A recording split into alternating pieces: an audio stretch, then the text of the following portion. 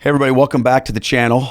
Super pumped today to have a special guest that came in from Steubenville, Ohio to talk to me about the Catholic Creator Conference. And when I heard he was coming out, I said, dude, we got to do an interview because I want everyone to understand your story. This is a guy who has been around the block with the Catholic content world, but he's also been around the block in life. His name's Kyle Whittington, and he's a father of 5. Mm-hmm. Man, people say when they see me, they go, I can't believe you're a grandpa, right? And I'm like, well, I'm a lot older than you might think, but you've got 5 kids. You're an Air Force vet, so thank you for your service. No, thank you, taxpayer. Absolutely. I hope it was worth it. Yeah. You also work in the cybersecurity world. We can't really talk much about that because it's pretty top secret. I tried to get Kyle to dive in a little bit more to that, but he told me he'd have to kill me if we said too much. Well, I'd have to kill you, or I would go to prison, or maybe both. Yeah. So we're gonna see where that goes today, people. But more than that, you are a man of God and a convert to the Catholic faith. Yes. And I love to talk to converts about their stories. Yeah. So that's what we're going to do today, Kyle. So welcome, Kyle Whittington, to Cedar Rapids, Iowa. Yeah, thank you. Yeah, no, it's just not to give too much away, but you've heard a lot of these stories where it's a big intellectual journey, and they have to give up a lot.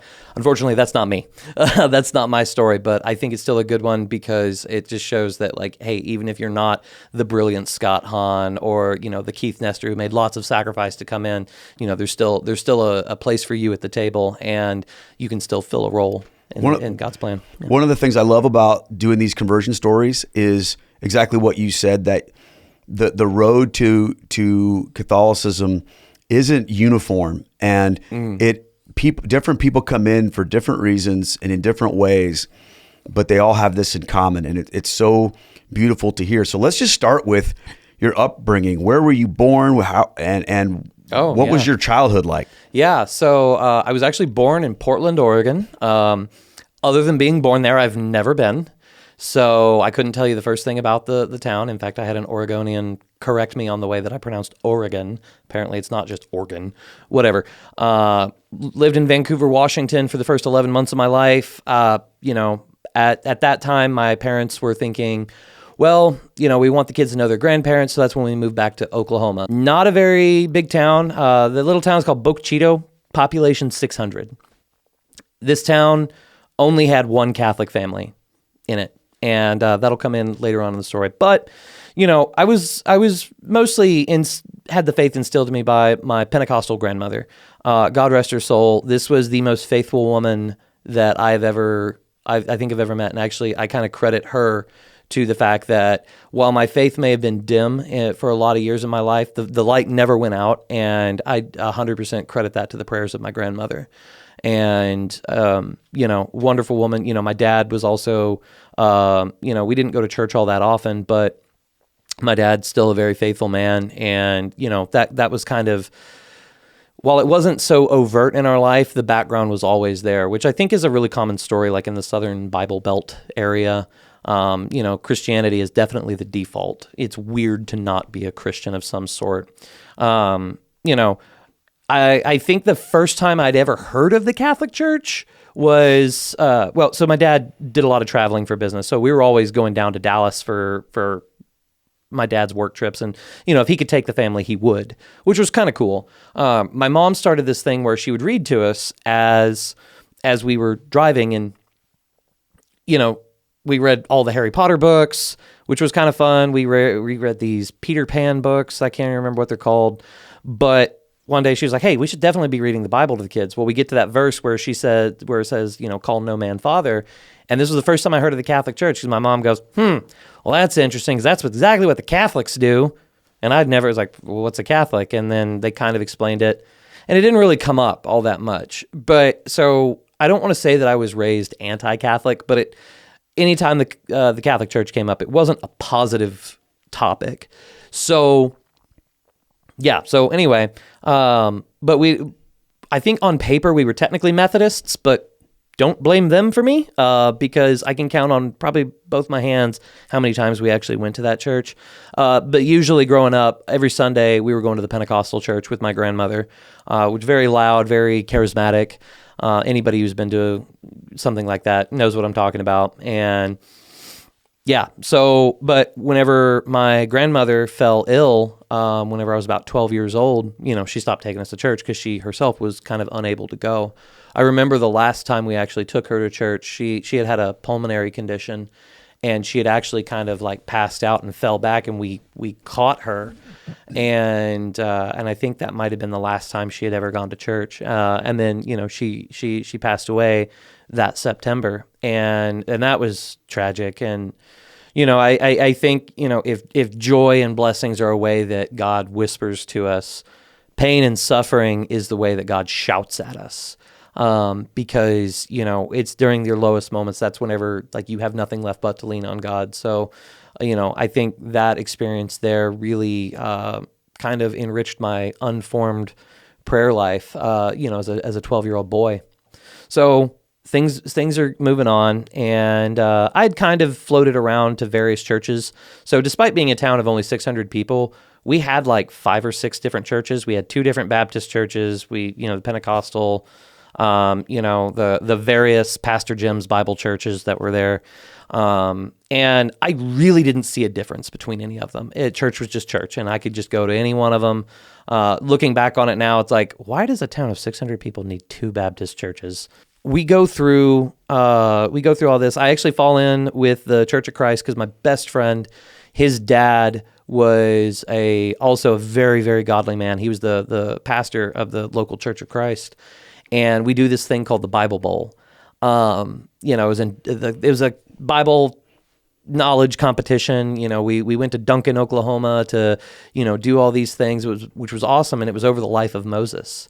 So I think like all of my knowledge of the life of Moses, obviously I've gone back, but like the basic framework was laid down during this time whenever I was trying to go for the Bible Bowl. And it was a really good time.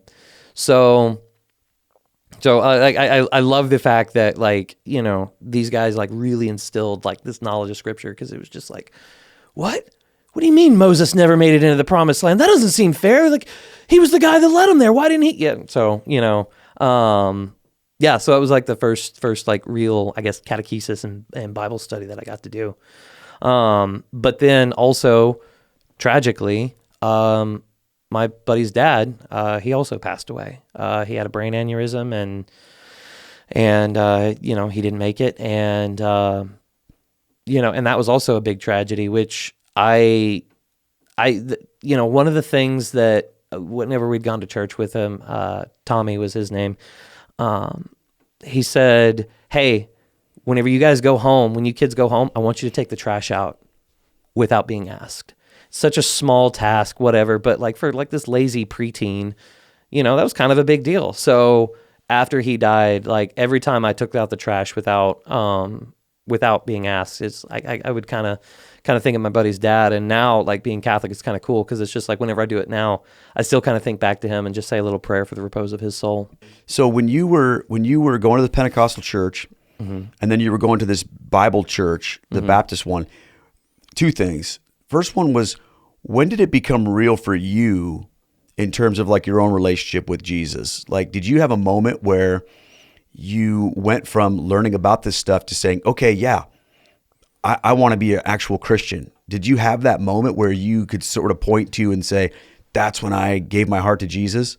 Yeah, so sort of. Or were you even in that framework? Because I know like in the Pentecostal church, it probably looks a little bit differently, but like in the Baptist church or whatever, they're going to be talking about that all the time. Mm-hmm. When did you give your heart to God? When did you become a Christian? And there's a lot of emphasis put on that decisive individual moment. Right. So I suppose I didn't have that moment in the Protestant world technically. I had kind of gotten into, so after my grandmother passed away, we kind of quit going to church altogether.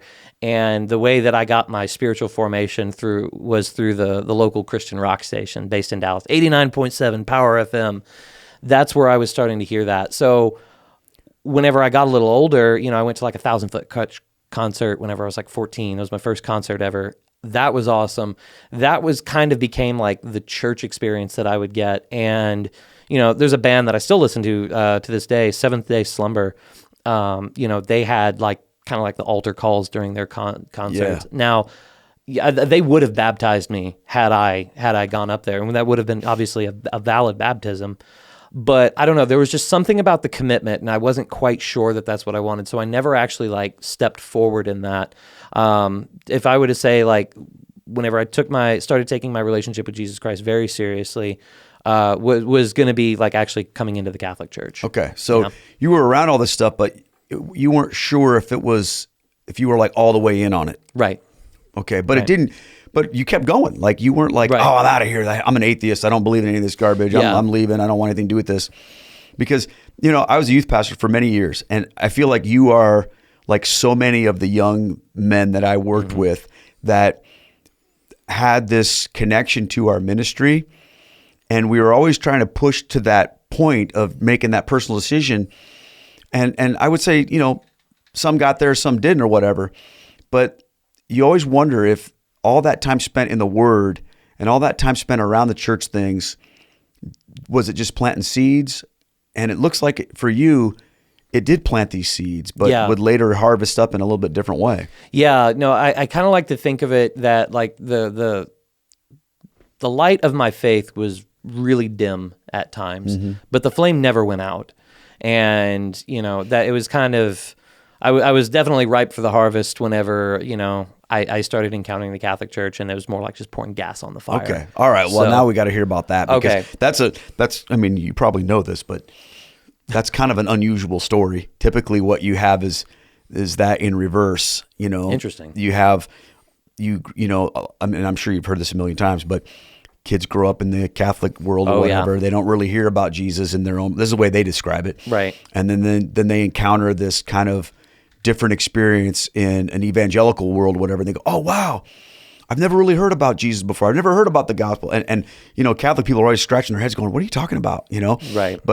But that's what you hear so often. So to me, it sounds like you're sort of the opposite of that, to where, I mean, you did hear about Jesus, but it was in the Catholic world where that became... It became real. Okay. Yeah. So, so whenever I was 16, I got a chance to go on People to People.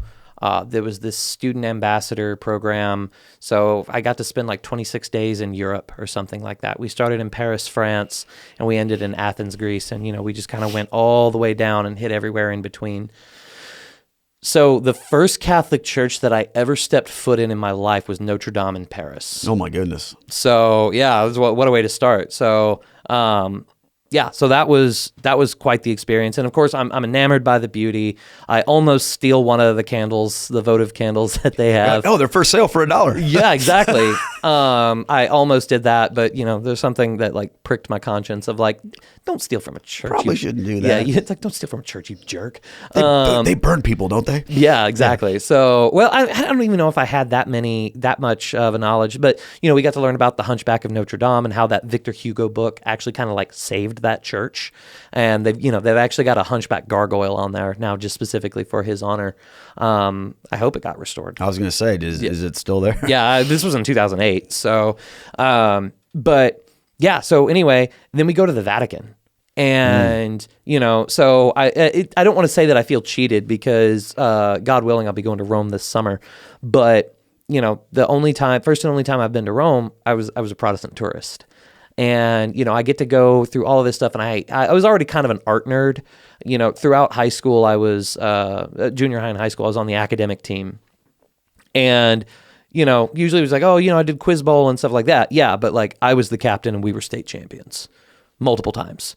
So it was, I was all state team, whatever. So like I was seeing the art. It was glorious. I remember stepping into a room in the Vatican where, the School of Athens is just like casually on a wall. And I'm like sitting there thinking, my goodness, this is one of the most beautiful and most recognizable paintings in the world. And it's just decoration in this room. Like, had this been anywhere else, it just would have been like, this would have been like the centerpiece of everything. And even Michelangelo's Pietà, it's just right there. It's just in the, it's certainly not the centerpiece of St. Peter's Basilica. And actually, now that I have like a better understanding, is like, yeah, it would be wildly inappropriate to have that as the centerpiece. That's why, the altar is. But yeah, so anyway, we go through all of this, and, I experience a lot of it, and I can appreciate it for its beauty. And, it was kind of neat getting to see these things face to face that I'd been studying about in school. But now it's time to go home. And this is kind of also, well, hold on. Before I launch into this next part, do you have any questions? I do. So yeah. You're there as a tourist. Mm-hmm.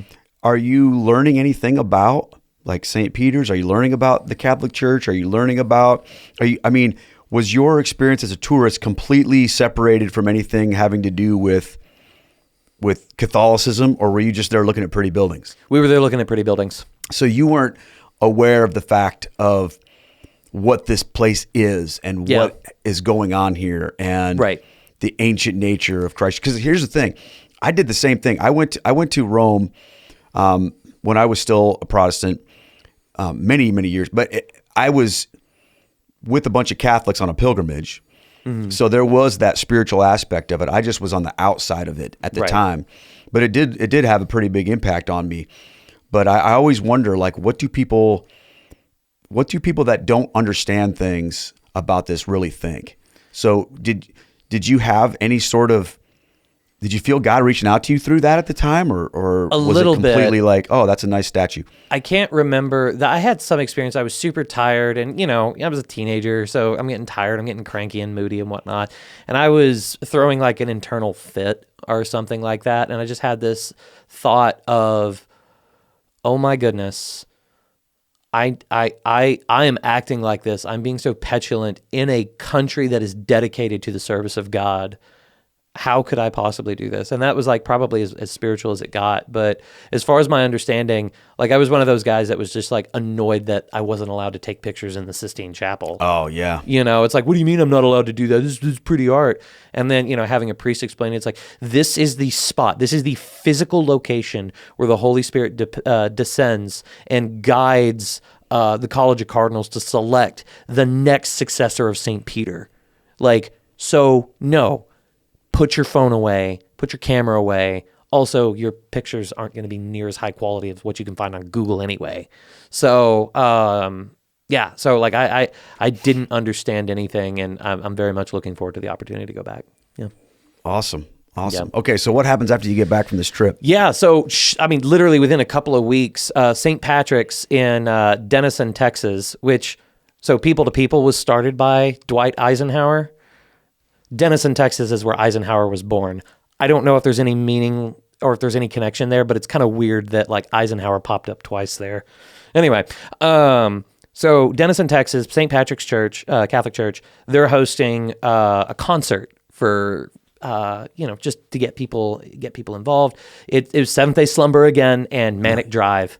And Manic Drive was one of my absolute favorites. So we're out there having a good time. We do like the pugil stick thing, whatever. My buddy bloodies my nose. Good, wholesome fun. And, I get to meet one of the leaders. I hope she doesn't mind shouting her out. Joanna Gallegos, one of the most lovely women on the planet. Huge fan of the YouTube channel, watches every episode. She's going to be great with it. Yeah. Just kidding. I have no idea who she is. Yeah, well, it would not shock me in the slightest if she watched your channel. Okay.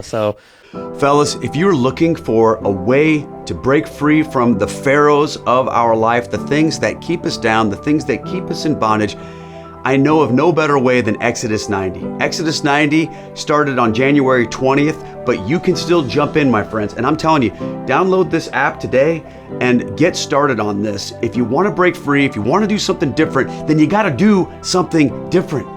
If you do the same things you've always done, you'll always be the same thing that you've always been. So break free with Exodus 90, my friends. It'll change your life. Go to the link in the description of this video, exodus90.com/Keith, to get started today.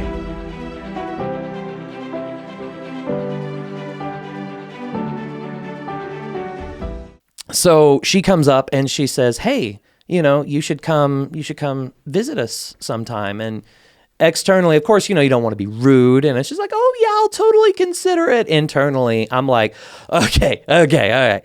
I'm good with coming to your churches as a tourist, but there's not a snowball's chance in hell that I'm going to come to a mass. That's a step too far. I'll come look at your pretty buildings, but I'm not going to participate. Now, did you have in your, at this point in time, I know you talked about when your mom would say things like, oh, well, they call their guy's father and the Bible says don't do that. Were there other things that were part of your understanding of Catholicism or misunderstanding of Catholicism that led you to be so against that? Yeah. So actually, had a history teacher. I won't name him, though. He's a wonderful man. He was also like a Baptist pastor on the side, I believe. Whenever he spoke of Catholicism, it was just, I can't remember what we were talking about. He says, well, what the Protestant Reformation changed was this idea that, you could actually go directly to God. You didn't need somebody in between you. And so like that had kind of formed my opinion on this a little bit. And now looking, now as a Catholic, it's like, not only do I go directly to God, like I eat him, like physically, like there's such an intimate encounter directly with God. And yeah, there's, sure, the priest is the guy who brings him to me, but no, it's a very much a face-to-face encounter. So yeah, I guess, but yeah, once again, like there was only one Catholic family in town where I grew up. And that Catholic family had a cute girl that was about my age. I knew there was a girl involved with this somehow. Yeah. We never dated. We're not married. Oh, okay. I thought you were going to say she's your wife now. Yeah, that's spoiler alert. Never mind. It's always funny whenever I tell this story and my wife's standing next to me, and it's just like, oh yeah, it's like, what? I bet I know what happened to that girl, and I look at my wife and go, oh no, it's not her. Yeah, because there's so many times in like you hear people's testimonies. They talk about I went from not being a whatever to being a whatever because. Some girl invited me or whatever, Yeah. So, but anyway, yeah. So, I get this invite and I was just like, oh yeah, sure. Of course I'll come. Okay. Well, then the school year starts back up and, all of our academic team games were on Wednesday nights. And this is also like the Life Teen night that we would go on and Life Teen being the Catholic. Yeah, like the Mark Hart. Yeah. So, just for those that don't know, like Life Teen is sort of like a Catholic youth group. Yeah, Catholic youth group, exactly. And so the girl, I don't know if she wants me to say her name, so I'll keep it private. But she, we start all talking, invites get thrown out. It's like, hey, Kyle, you should come join us for the church. And once again, like that whole, like, if I go to a mass, the ground might split open and I might go straight to hell. So no, I appreciate the invite. Thank you for thinking of me, but I'm not going. Yeah, I'm a world traveler, don't mean to brag, but. And I'm a super smart Bible guy, trivia man. Yeah. Yeah, okay. Yeah, but, being an arrogant 16-year-old at this time, like, yeah, I 100% believe that, but. So I was kind of tempted. It's like, I want to be with my friends, but whatever. But no, it's like, I gotta remain principled here. I can't go do this. But then, they said something that just completely changed the whole dynamic. And they just looked at me and said, Kyle, there's going to be free pizza there. And I was sold. You were like, dude, I can put up with splitting the thing and going to hell as long as I get some. Yeah, it's just like there's going to be free pizza there. It's like, Little Caesars hot and ready. Okay, all right, I'm there. And so that, because as a broke 16-year-old, I mean, like every time you say free food, it's like, well, I'll gamble anything for some free food. That's fine. So I go, and the way they did it was awesome. The Father John Dick was the pastor at the time. Wonderful priest, Diocese of Dallas. He's a great guy. He had a real special gift for delivering homilies that really resonated with teenagers, or at least they really resonated with me. This was the first time that I had ever gone to a church, and throughout the entire worship ritual, I don't want to call it a service, my attention was captivated from start to finish, especially during the consecration, because I'm just sitting there like, whoa. I will shout this guy out, Tyler Clement, my godfather.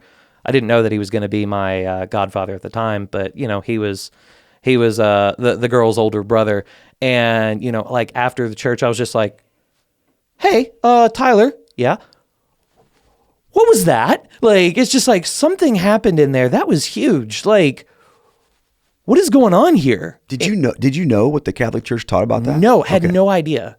I kind of knew the grape juice and crackers thing that I had learned from like the Church of Christ, but I had no idea what any of this. And then he was saying like, yeah, so we believe that that's real. We believe that that is the body, blood, soul, and divinity of Jesus Christ. And I'm like, whoa. So what now? I was like, well, now we go get free pizza. So I was like, okay, all right, cool. And then we went into it's actually really cool how they had it divided up. So before the Mass, they split us up, men and women. So you had Bob, Band of Brothers, and Wild, Women in Love with the Divine. And, we did that. Then we went to Mass, and then we went on to like have like the main like life team night where, it was all intermixed. And it was just such a really good time. The youth leaders, Dan Ado, Stephen Thompson, amazing men, both of them, and they just led this amazing program, and I felt so loved and so welcomed. And then the free food, how could I possibly not come back? Especially whenever, my buddy Tyler and his parents, the one Catholic family in town, was offering to give me a ride. Because, in Boca Chica, Oklahoma, it's just north of the Red River, but, it's still like 45 minutes to an hour drive to Dennison, and they were willing to drive us there, week after week. And like, I didn't appreciate it enough at the time, but that was such a huge gift that like is still paying dividends, today. So I just kept going back and kept going back. Did you get any pushback from your parents? No. I think they were just happy that I was not doing drugs and fornicating, quite frankly. It's like, okay, he's getting into this Catholic thing. That's weird. There are so many much worse things he could be getting into, though. So, yeah. So they were. I don't want to say that they were supportive, but they also definitely were not like against it. Okay, if that makes sense. Important. So, but yeah. So, but like obviously, I keep coming back, and it's like faith through osmosis a little bit. Like you can't just be a part of that and have it not affect you. And, occasionally I'd have bouts of like, oh, yes, but I refuse to worship statues and I can't do this. But I just kept coming back. And, I remember, so this was Lent of 2009. And one of the girls that I'd gone to Europe with, she, we're texting and she says, so what are you giving up for Lent? And I just responded like, I'm not Catholic. I don't do that. Even though I'd been going to a Catholic church for so long. And, I'd even kind of like kicked around the idea. It's like, well, okay, maybe I should take this a little bit serious. No. Hey, Tyler, what does it take to become Catholic? It's like, well, you got to start going to church on Sunday mornings. It's like, oh, no, that's way too steep of a price. I can't do that. But the moment that I knew that I was cooked is, once again, this is like 2009. Everybody still thinks that Comedy Central's funny. We haven't grown out of that yet. And I'm watching this comedian. I can't even remember his name. This wasn't even the first time I had seen his special. And in it, he makes the priest joke. It's like, oh, priests and little boys, ha, ha, ha.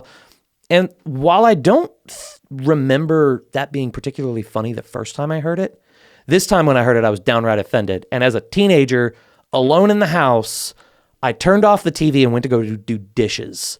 That's how angry I was. Because now your priest that you love who's helping. And it's when people are maligning in general, oh, those evil Catholic priests, whatever, you're thinking, well, my priest is a good guy. He would never do anything like that or whatever. Yeah. So, that's, I was offended. It's just like, have you actually met some priests? If you actually know, you would never make those kind of jokes. And I was downright offended. I was angry.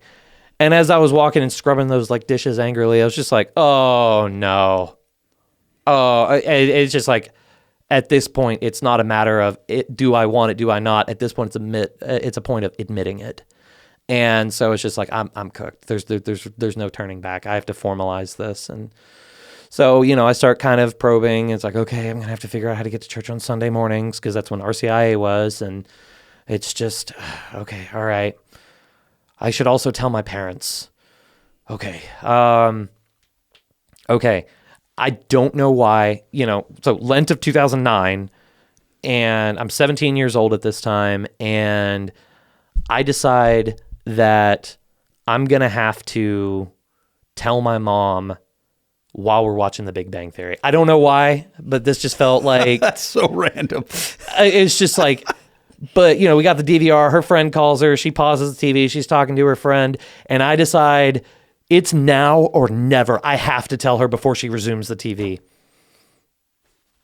Okay. So she hangs up the phone. Hey, Mom. Yeah, what's up, babe? I think I need to become Catholic. And, I mean, you would have thought I was coming out of the closet because she was just like, okay. Well, at least you're not becoming a Mormon. So, and, so my grandfather's sister married into the Hatch family. So she literally married one of Orrin Hatch's nephews, which I'm sure he has like 1,500 of them. But, yeah. So, and one of the family stories is that my great grandmother, God rest her soul, went to go to her daughter's wedding in the temple at Salt Lake City, but because she wasn't a Mormon, she wasn't allowed in. Mm-hmm. And my mom was just like, okay, you're gonna be Catholic. I can still go to your wedding, right? And I was like, yeah, of course. It's just like, okay, cool. Then I'm fine with it. So yeah. So but my mom, because my mom's a very no nonsense woman. She said, it's like, I'm gonna put 2 requirements on you before you can do this. 1, you have to study this. I'm not gonna let you walk into this blind. And 2, you have to wait until you're 18. And I was like, well, this is Lent 2009. It's too late to start RCIA at this point. And I said, well, Mom, the church is going to require me to take classes because they don't want me walking into this blind either. Also, just by sheer divine providence, I can't do this until after my 18th birthday anyway. So you and the church are actually on the same page here. And, yeah, so I thankfully, that I asked Tyler to be my godfather because at this point I wasn't even baptized. So yeah, he's my buddy who's like a year older than me is my godfather. That's cool. Does he make you call him that? I've introduced him as that a few times, but he's just like there was one time he's like, yes, I'm Tyler, the godfather. So if I was somebody's godfather, they would have to call me that like every day. Yeah, that I would probably take it a step further. It's just like, hey, I know I'm your godfather, but we can keep it casual. You can call me dad if you want, So, but yeah, so he agreed and he came with me to every RCIA meeting, and yeah, so so during my senior year of high school, Easter Vigil, I became Catholic. Well, let's talk about that for a second. Like your RCIA experience. I talk to a lot of people who have good RCIA experiences, and I talk to people who have bad RCIA experiences. What was yours like? I want to call it good. So David, God rest his soul, was such an amazing on fire man, and yeah, of course, we did it going through the Baltimore Catechism. Oh, which wow. is okay, very, so you're set up for success with that. Yeah, but it's like very basic stuff. And I was pretty arrogant because, captain of the academic team, all-state. I was the smart but lazy kid. So it's one of those like, yes, I was the smartest kid in school, but that's more of an indictment against me and not so because there were other kids that didn't have what the gifts that I had, but actually went on to do like more. So anyway, but like, so I had this little bit of intellectual arrogance of like, I'm not going to learn anything here. But even though it was just the Baltimore Catechism and we were focusing on just the basics, every single time I went in there, I learned something. And yeah, David Corbett, God rest his soul. He was such a good man, such a good instructor. And I learned something, and he said he gave us this one little tidbit. He's like, because I think he did he built like big fancy aquariums for a living, and he said like, well, as I'm going through the workday, I'm finding myself that I'm internally cussing, and he said he would say like, okay, if I'm gonna internally cuss, I'm gonna immediately start doing a Hail Mary in my head. And I don't care, like, and I'm going to stop what I'm doing and I'm going to pray it until I'm done, just so I can like, not, so it's like, even if I'm not outwardly swearing, I don't want to be internally doing it either. So he said at one time, he's like working alongside his son and like something frustrating happened. He kind of stopped what he was doing and just kind of, and his son was like, you're praying, aren't you? He's like, yes. No, shut up. So, yeah. So it was a really, really good experience. I think it was also rather humbling. It was kind of the first experience that I had in the faith where it's just like, hey, maybe I don't know as much as I thought I did. Which, yeah, that comes even more powerfully later on. Did you have things that you had to overcome in terms of objections to the church that you had been taught when you were younger that you were like, all right, but what about this? And what about that? The Bible says yes. How did your guy handle that? Well, so I kind of had those handled before RCIA started, because remember, like all I knew was the fact that like, okay, we call priest father. Or yeah. Catholics call priest father, and that's about it. That was kind of like my only thing. Oh, and then like Mary worship, statues, idolatry, a little bit stuff like that. Just little things like violating the first commandment. But like I guess my convictions on those were all easily solved by like a Catholic Answers trifold pamphlet. Like, here, read this. It's amazing how many people believe these myths about Catholicism that, we worship statues or we worship Mary or all, all of the things. You live in this world. Right. And, but I wondered as a young man growing up with Pentecostalism, Baptist, whatever, I certainly had a lot of those misconceptions. Mm-hmm. But you sorted through that before you got to that point. Yeah. I read the pamphlet. It's like, oh, all this makes sense.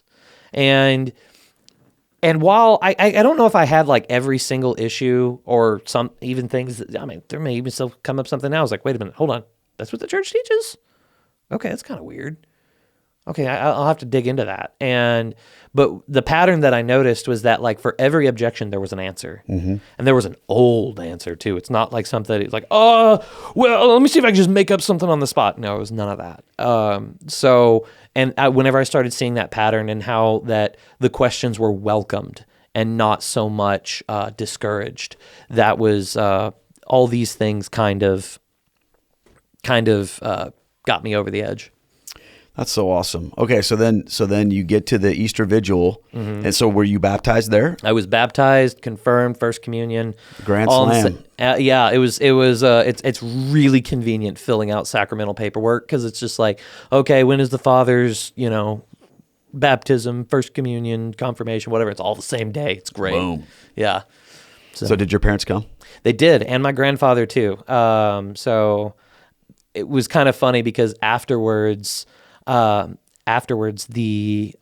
grandfather made the comment of like, well, I guess only your head's getting into heaven. And I was just like, if only my head makes it, praise be to God. Like that's good enough for me. Because you weren't immersed. Exactly. Yeah. So, and then Joanna's she's going to roll her eyes because she knows exactly the story that I'm going to say. So after I was baptized, we walk out, I'm wearing the white stole and we were about to head over to the reception and we're standing on the steps of the church and Joanna comes up and she's just like, you should go get hit by a bus right now, just straight to heaven. And of course my parents are over there like, who is this woman and what is going on here? Did you just join a death cult? And blah, blah. So it's so funny because I said that. It's like Joanna was like, you like to tell that story a lot. And it's like, so sorry. It's a funny story. Also, everything she said was 100% true. Like, it's like had God had it in His will that I died at that moment, it would have been straight to heaven. So, yeah. So. But yeah, and that was great, and it was the first time my parents actually really kind of like interacted in the community within the church, and that's whenever we get over there and Tyler's parents my dad was talking to Tyler's dad, and he's like, oh, okay, so because my dad's name is also Keith actually, so he's like, fantastic guy, yeah. So I was like, so Keith, what are you? He was like, well, I guess I'm technically a Methodist, and Mr. Clement goes, Catholic light.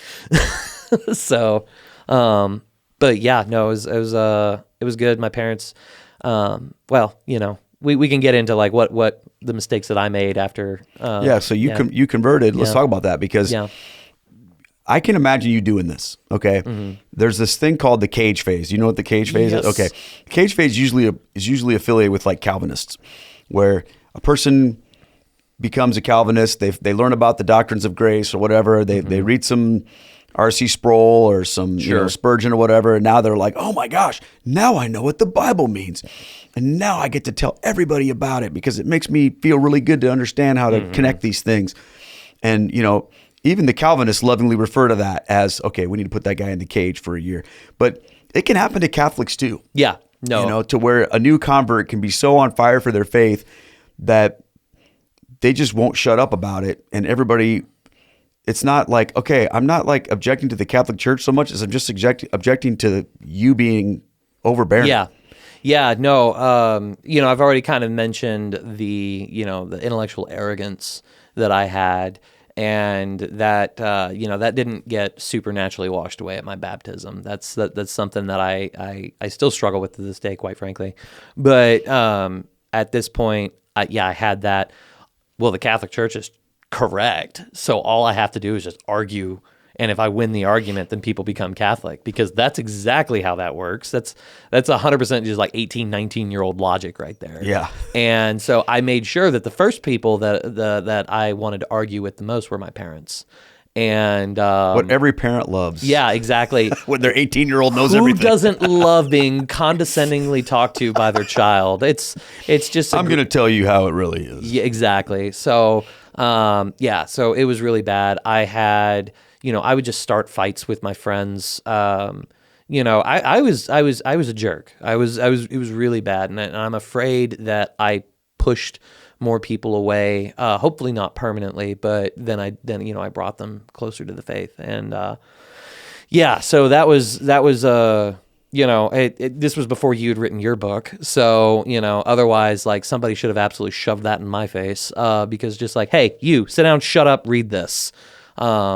Because I was very arrogant, thought I knew everything, and that I could convince anything that I believed. So yeah, I think a lot of people have that story. I know I sure do. And it's rooted in excitement and in enthusiasm, but it can quickly turn into pride, and it can quickly turn into conquest, and it can turn into a lot of things that ultimately aren't helpful.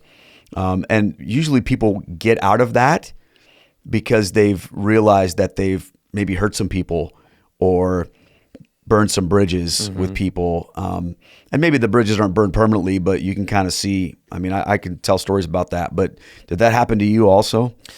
Yeah. So, there was this one, friend that I had spoken to. She was on the trip to Europe with me, and we had kind of talked off and on, whatever, and but she was an atheist, and I remember having this was kind of a wake up call for me whenever I was still Protestant and whatever, and we were talking. She was like, "Oh, you're a Christian?" And it's like, wow, we've spent almost a month together, and this is the first time that you've noticed this. That's a problem. I need to work on that. But so I thought, I was like, oh, I'm going to argue with her, and then, I'm going to convince her. And, it became a certain point where, like, we were doing all this through Facebook, and like I noticed, like, oh, she unfriended me, and I can't send her any messages, and I can't tag her in anything. Oh, wow, I was just being irritating. That I didn't bring her closer to the truth. If anything, I did more to push her away. And that was kind of one of those, like, that was like the first moment of like, oh, I'm doing more harm than good. Yeah. So once you started to feel that way, did that change how you approached people? Eventually, although to be quite honest, what it for a number of years it turned into that I would just try not to bring it up, Yeah. Because, shortly after my conversion, it was my senior year in high school, I had a summer I had a summer of working. I took the fall off, just to, work more and whatnot. And then, that spring I started at Franciscan. Well, at Franciscan, you don't really need to evangelize. You just kind of soak it in. So Franciscan, of course, the college in Steubenville. Right. And we're going to talk about Steubenville later. Yeah.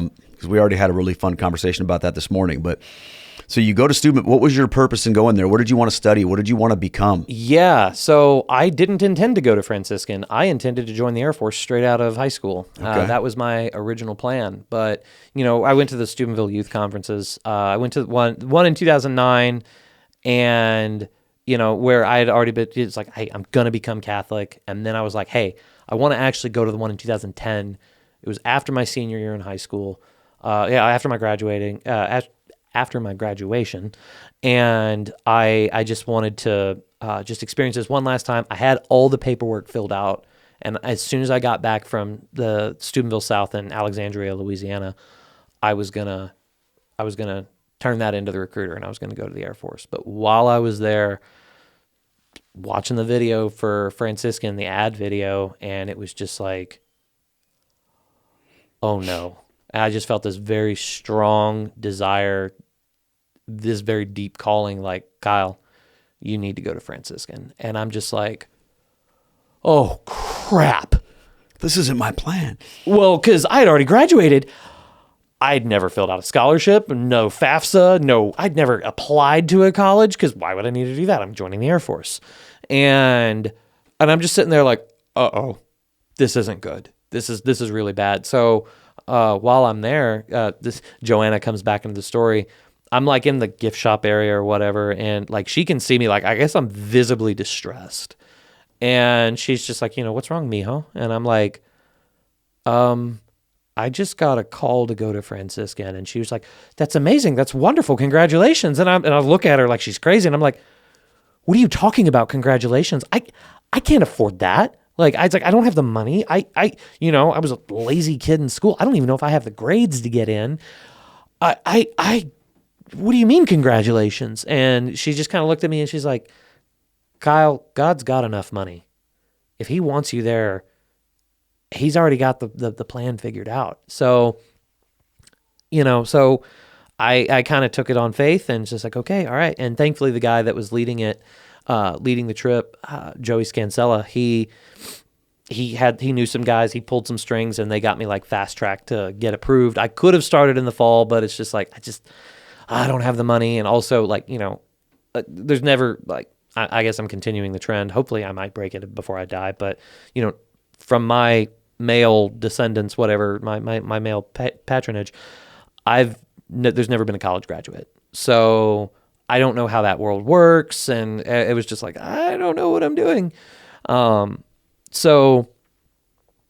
But yeah, take the fall off. And then finally, Dan, who was he was like the leader of the life team, talks to me later and he's like, Kyle, why aren't you at Franciscan right now?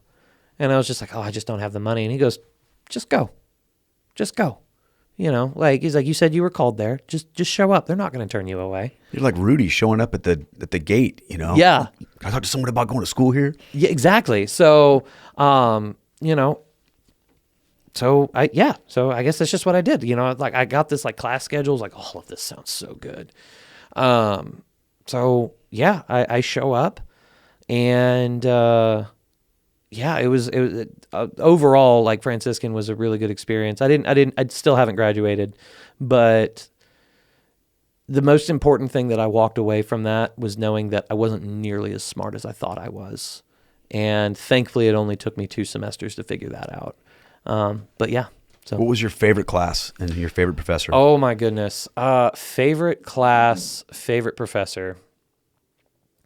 So I never got into the advanced stuff, but Dr. Alan Schreck, the Fundamentals of Catholicism, I believe was the name of the class. Such a happy old man. The joy of the faith radiated through him. Oh, and then Dr. Alexander Sitch, the science professor.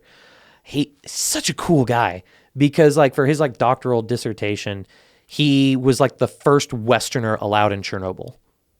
And so he went and studied everything in Chernobyl and basically said, hey, you Soviet scientists, you got a lot wrong.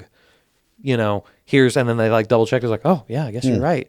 So, amazing guy. But just in general, the amazing part about Franciscan wasn't necessarily the education, though that is top tier.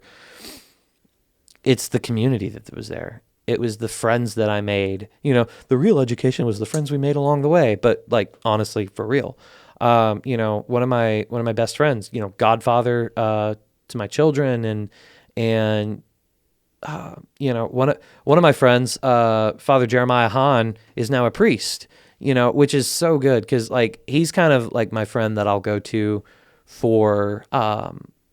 It's just like, listen, I know I'm not bound by obedience, but I trust you enough to where like if you tell me to do something, I'm going to do it.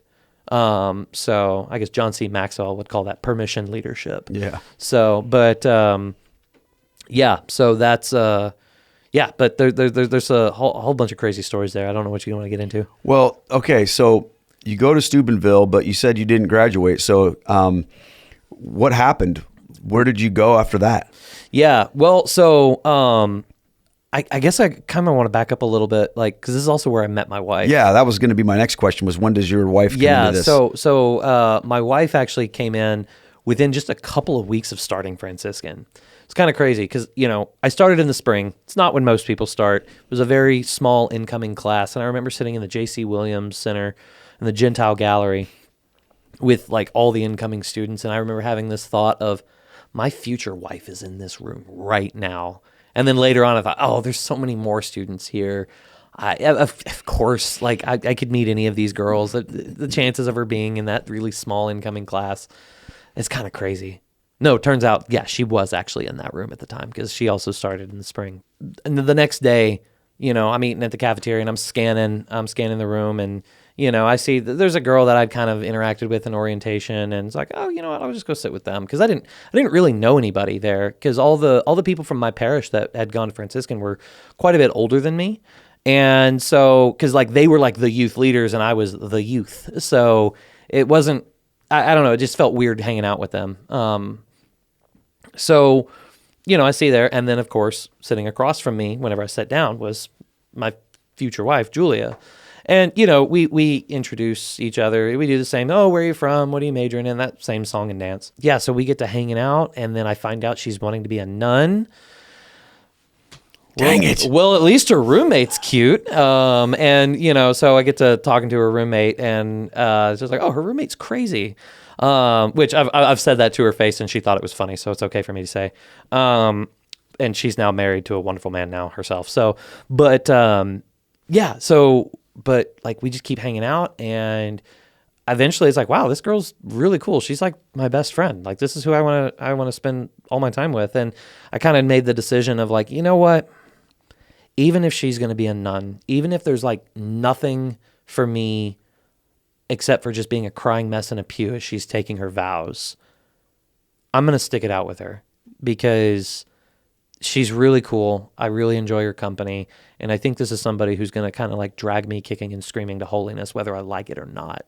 I continue to just be around her. And of course, like, any woman who's listening to that, it's like, oh, that's just a heart melting story. It's like, oh, this guy that you told there's nothing in this for you. And he says, well, you're still worth it. And so that just, of course, like made it whatever. And there was there's one time where, oh yeah, it didn't take very long for her to give me a hug and say, you're just like a brother to me. And how did you handle that? Were you like, oh, dang it, I'm in the friend zone? Or it was like mixed feelings because it was just like, oh, I don't like hearing that. But also I'm going to be calling you sister one day because you're going to be a nun. So I guess that makes it okay. Still doesn't feel right, but okay. Yeah, I'll take it. Girls,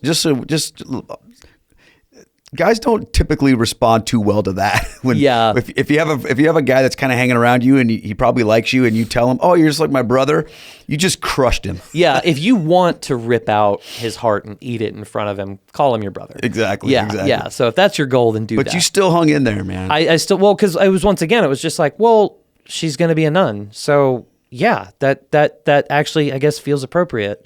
And it was just like, yeah, so I was kind of going into this with this mindset of like, yeah, there is actually nothing for me here. I will have to figure out how to find my wife. And, looking back on it now, I was like, who else was in that room that day? It's just like, dang, how was I going to manage, having a girlfriend and then having Julia? I'm just so thankful it worked out the way that it did, because that would have gotten stupid complicated really fast. But yeah, so anyway, we were watching some movie, and I think it was like on Valentine's Day, whatever, and she fell asleep on my chest. And, because she'd leaned up against me and she was listening to my heartbeat and she fell asleep. And whenever she woke up, she's like, okay, you are not my brother. I would not have fallen asleep on my brother's chest. And I was, at this point, I'm just like, oh, okay. What do you mean by that? Okay. All right. Note that. All right. And then later on we were talking and I was just like, dang, Julia, whenever I'm spending time with you, 2 hours feels like 5 minutes. And I said, it's like, well, we got to be careful because we might blink and 70 years might pass.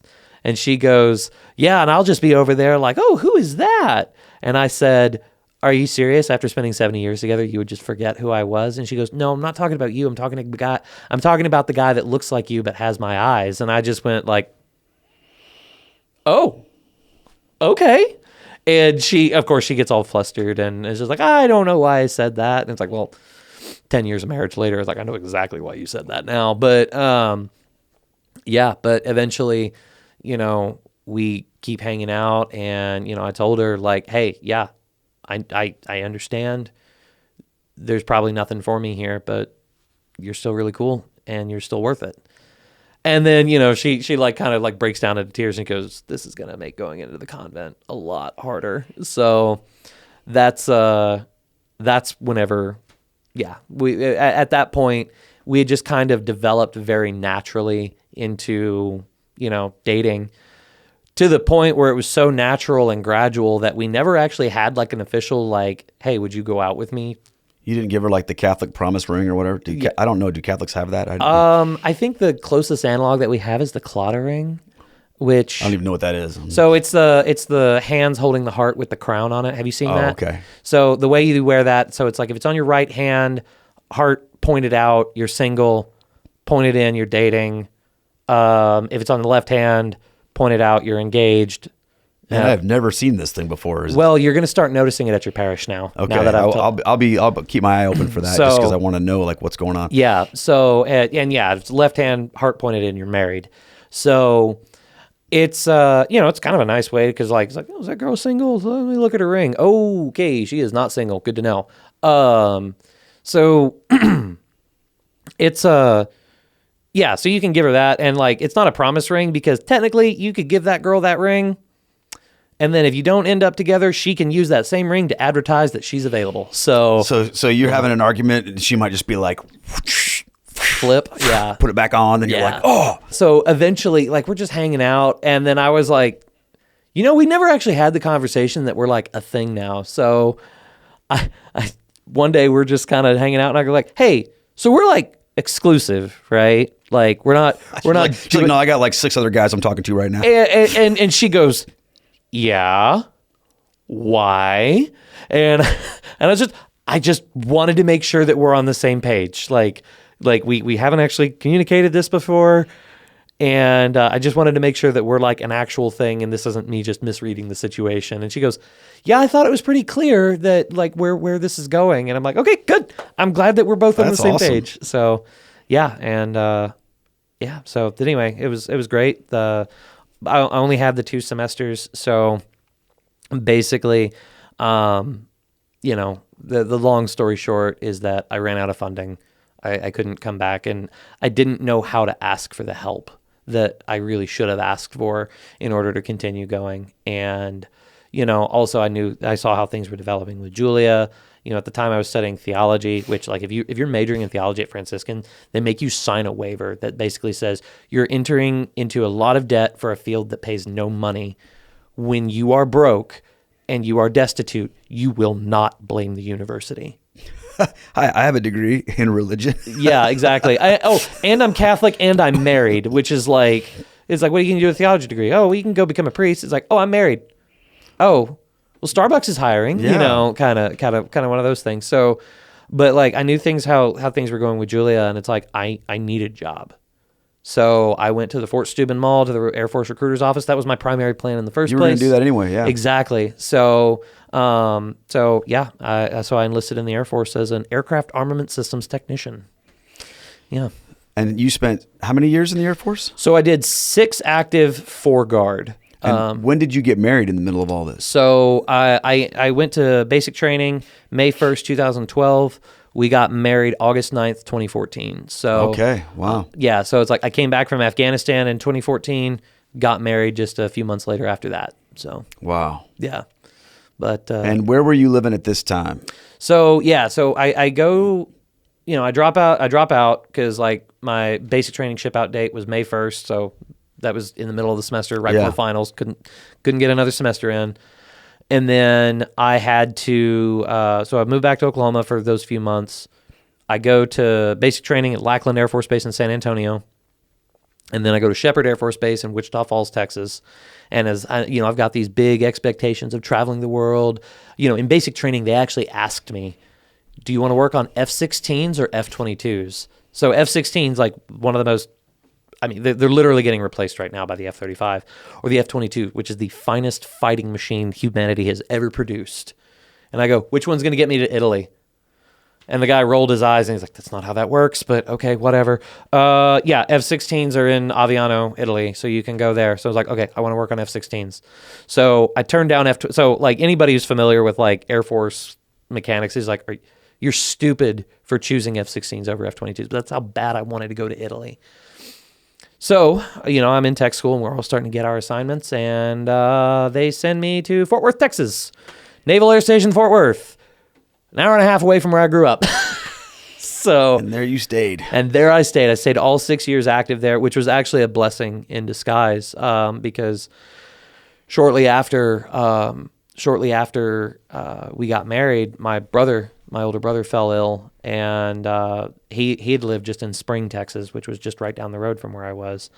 And in February 2015, he passed away. Oh my goodness. So, but because I was in Fort Worth, I actually got to spend quite a bit of time with him leading up to that. And we didn't realize how bad it was until like he went to the hospital for the last time.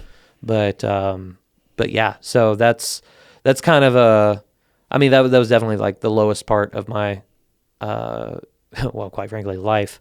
Yeah, so I don't know where you want to go from there. Yeah. Well, let's talk about that for a minute. You mentioned early on that your grandma's passing was something that God used at a young age to, I think the way you talked about it was suffering was like a way that God, how did you say it? You said something like, if joys are where he whispers at you, exactly. Suffering is where he's shouting where he at shouts you. at you. Yeah. How did that feel as a Catholic to go through something so tragic as losing your brother? Did your Catholic faith help you in that? Yeah, well, the Catholic faith was basically the net at the bottom that kept me from just completely bottoming out. Like, that's what caught me.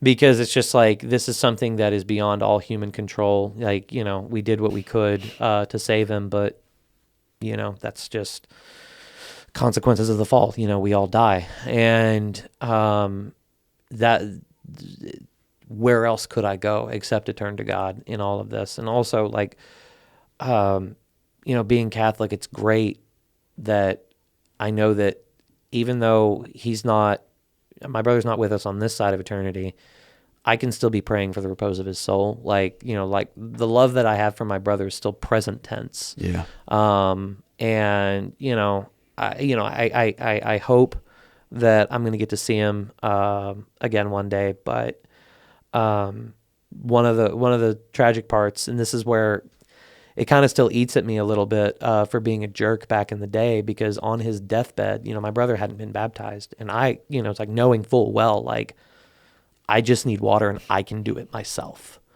I can baptize my brother right here, right now. Just give me a cup of water. And, whenever I asked him, he couldn't really talk, but it kind of looked like he rolled his eyes. And, my brother loved God.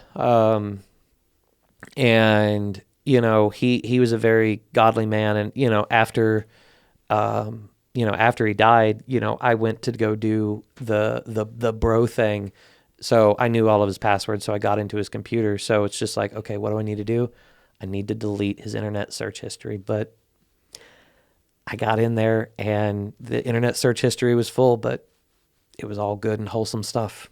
And it's just like, so I like to think that whenever he rolled his eyes at me, I was like, Kenyon, let's baptize you.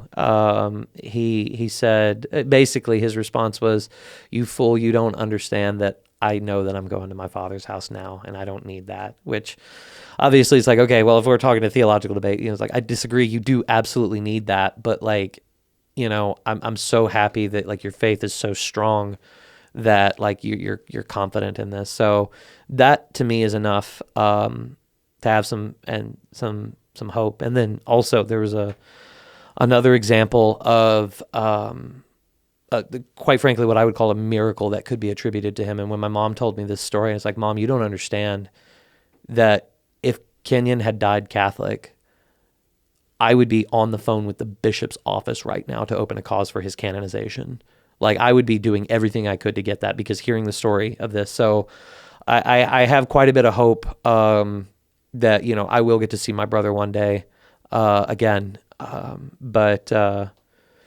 Yeah, so that was definitely the hardest time that I had. Hold on a minute. You can't do that. You got to tell us the story, man. I'm like sitting here like, what happened? That's amazing. So my brother, he had a childhood crush, a girl. I won't say her name. And, he basically like loved this girl for his whole life. And I think she had fallen in with drugs or something like that. And one night after he had passed away, I think she had overdosed or something like that. And she was basically laying on the floor in her house alone, dying. And one of my brother's friends is asleep and has a very vivid dream of my brother appearing to him and saying, something's wrong. She needs help. You need to get to her now. And so sure enough, he, his friend wakes up and he's just like, okay, that was way too real to just be a dream. Calls her, I guess she picks up the phone and like is like, oh no, yeah, something's definitely wrong. Calls 911. The ambulance gets there and saves her life. And whenever my mom, my mom told me this story, I broke down. Wow. And she was like, Kyle, why are you crying? And it's just like, Mom, my brother's alive. And it's just like, this huge weight of being so worried about him. And of course, my mom's like, Kyle, of course he's alive. And it's just like, no, Mom, you don't understand. Like, he seemingly refused the gift of baptism at the very end there. And yet, God in his mercy is seemingly still working through him.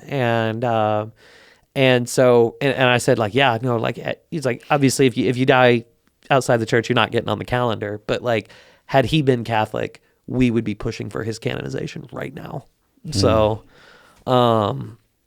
so that was a big relief, saying he's like, he's alive. He's just not here with us, but he is alive. So, yeah. Wow. Thank you for sharing that. Yeah. I know that's gotta be hard to talk about even all these years later. I can see that you still have great love for him. Yeah. And that's so touching. You know, I remember when I came into the church, it was right around the time I lost two very special people in my life. I lost my best friend when I was growing up, and I also lost my mom right around the time that I was coming into the church. And I didn't really have a category for how to pray for them, And then as a Catholic, I remember being in Mass, and it was, the month of November, right? And the priest comes out with the book of who we want to pray for, the souls of the faithfully departed, right? So I did, and my wife wrote some names down there too, because she lost some people. And it just, I would say probably 90% of the time when I go to Mass and there's time to pray for whatever intentions, I still continue to pray for them. Yeah. And that's, none of us can understand how God works everything out. And the church tells us that too. Yeah. We as smart as we can be, as much theology as we can learn, as much of all that stuff. I love how the Catechism talks about that at the end of all things, we have to recognize that God could do whatever God wants to do. Yep. And he gives us these this knowledge. He gives us these parameters to operate in, but yet he has the ability to operate outside of whatever and in whatever way he chooses. And that can be incredibly encouraging and something that gives us a lot of hope. And so I can feel what you're saying. And I'm just wondering about when by this time you've kind of come out of that cage phase. Mm-hmm. Is the way that you're talking about things with your faith around your brother's death, maybe even with your parents or others, has it changed by that time? And Yeah. Well, so at this time I had already been in the Air Force, and the military culture is very hostile to religion. At one point, I had an airman threaten to drive drunk if I didn't drive him to the strip club. And to which I just looked him in the face and I said, that's your sin, not mine. And he said, well, how dare you force your religion on me? Which was just like, what are you talking about, me forcing my religion on you? Like, no, I'm not doing this. So like at this point I'd kind of, I guess, I don't want to say I kind of went dormant, but I mean, my time in the military was more or less a spiritual desert. It really was. This is the first time you're out on your own. There's youth group. There's youth groups, but there's not a lot of stuff for young adults, or at least there wasn't at the time. And what was available for me was always happening during the week. And as an aircraft maintainer, the swing shift is the shift that needs the most people, because you can't work on a jet when it's in the air. And It's flying during the day. So, I spent most of my career on, working from 3 p.m. to 11 p.m., which, any aircraft maintainer saying that, which, by the way, I almost never worked more than an 8 or 9 hour day. And all the other aircraft maintainers that are hearing that is like, oh, you lucky son of a gun. Yes, they're correct. But it's, I was at work during all the social things, so it was very isolating. So it was very tough. But yeah. So your career in the military comes to an end, and most people that know you're kind of like the guy that's connected in a lot of different ways to a lot of different people in the Catholic world. That's how I've experienced knowing you a little bit through the online stuff. I'm like, oh, Kyle works with Trent Horn. He's over here. Then I see you interviewing Matt, and I see you making your own stuff. Then I saw you out at another conference, talking to people. It's like, how did you come to be in all these different orbits? I still try to, I'm trying to come up with a short answer for that. The fact of the matter, there's no short answer. So, it's actually kind of plays into my military stuff, because a big theme in this is that Kyle was a jerk. Whenever I got out of the Air Force, got out of active duty and joined the Guard, I knew that I was going to be entering the civilian workforce. And, the one maxim kept ringing in my head, and it's not what you know, it's who you know. And so I got to thinking, I'm a jerk. Jerks, people don't like to be around jerks. I need to figure out how to stop being a jerk. So literally on my drive, so whenever I packed up all my stuff, family was already in St. Louis. I packed up my stuff in my car in Texas. For the entire drive, driving to St. Louis, I was listening to Dale Carnegie's How to Win Friends and Influence People. And, just figuring out how to, be nice, be a likable person. And I know a lot of people still kind of balk it because the title just sounds manipulative and it's off-putting, and sure, okay, whatever. But there's a lot of really good substance in that book. And so I took this kind of into my civilian workforce. Before I ever started making content, the way that I got my current job was, it started off that I was just nice to the sandwich lady, the lady who made the sandwiches at McAllister's in the building where we worked. It's just like, what? You landed this, high-powered tech job by being nice to the lady who made sandwiches? It's like, yeah, I did. I was working the swing shift again, because I'm glad that's behind me. But I was kind of like the guy that everybody would go to for any answer. So I wasn't a tech expert, but I had my finger on the pulse of everything that was going on. So just to kind of escape from that, I would go to McAllister's and I'd just chit-chat with the employees there. And the general manager and she and I kind of struck up a bit of a friendship. And, I started talking to her about her career aspirations and whatnot. And she's like, well, I was like, do you want to work food service continually from now on? She's like, no, I definitely want to get out of it. It's like, well, you've got customer service skills. There's a job through those doors where you need a security clearance. We can help get you that job. And she goes, I don't have a security clearance. It's like, we can figure that out. But you've got the customer service skills. You've got the leadership skills. Those translate to anything.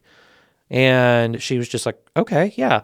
So I helped her get her resume ready. I got it presented to the job. And by the time that I handed them her resume, they were like, we've been trying to get her for years. Really? She didn't actually need my help.